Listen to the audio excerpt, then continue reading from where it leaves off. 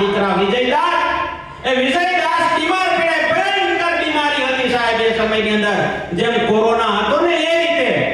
અને ત્યારે એક વ્યક્તિએ પરીક્ષા કરી, એના સદગુરુએ એક એને અમિક ઉપો આપ્યો કે જો રોહિદાસ, આ એક તને હું પથ્થર ભેટમાં આપું છું અને આ પથ્થરથી એક વ્યક્તિનો જીવ બચશે.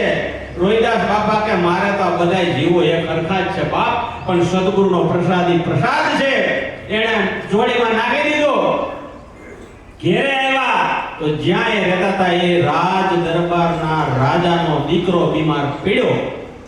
રાજાને રાણીએ એવું કીધું કે આ જગતની અંદર કોઈની તાકાત નથી, પણ હવે રોહિદાસ બાપાના ચરણની અંદર જાય તો આપણો રાજકુંવર એકલો એક છે બચશે, બાકી બચી શકે એવી શક્યતા નથી.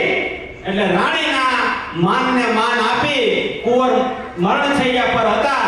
અને હવે આ તો રાજા એક શૂદ્રને ઘરે જાવું એટલે તકલીફ તો પડે, એ સમયની વાત છે. આજે તો જો કે નાતી જાતિ બંધારણના આદેશથી ઘણી બધી સુધારો થઈ ગયો છે, પણ એ સમયની અંદર જાવું એટલે તકલીફ વાળું. પણ સાહેબ આ તો ગરજ તો ગધેડા નહીં બાપ કેવડાવે, આ સિદ્ધાંત સાચો છે.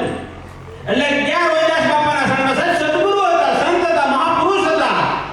અને જેવા ઘરની અંદર પ્રવેશ કર્યો, લોના દેવીને કીધું કે ભંડારી આપણા દ્વારે જે કોક આવ્યું છે ને કઈક હેતુ સાથે આવ્યું છે. લોના દેવીએ રતનમાએ કીધું કે ભગત જે પણ હશે સદગુરુના પ્રતાપે પૂર્ણ થાય. સાહેબ રાજાનો રાજકુંવરને એ જ સમયે સદગુરુએ એવી પરીક્ષા કરી કે વિજયદાસજી હતા, રોહિદાસ બાપાના એકના એક દીકરા, એને એવી ભયંકર બીમારી લાગુ પડી ગઈ. લોના દેવી એમ કહે છે કે ભગત આને તમે છે ઔષધિ સત્પુરુષે આપી છે, પાઈ ગયો એ હાજો થઈ જાય. અરે કે લોના દેવી આપણા દ્વારે કોક કાઈક લઈને આવે છે સાહેબ. હવે રાજકુંવર આવ્યા, રાજકુમારને એવી બીમારી છે. બરોબર જોજો હું કહેવા માંગે છે સંતે, એક બાજુ રાજકુંવર, એક બાજુ પોતાનો દીકરો. સાહેબ રોહિદાસ બાપાએ લોના દેવીએ શું કર્યું ખબર? પોતાની ઔષધિ જે હતી એ ઘૂંટી અને રાજાના દીકરાને પાઈ દીધી. વિજયદાસ કે ભલે મરી જાય સાહેબ, ઈ સરસેથી ઘી દ્વારકા પહોંચાડી શકે.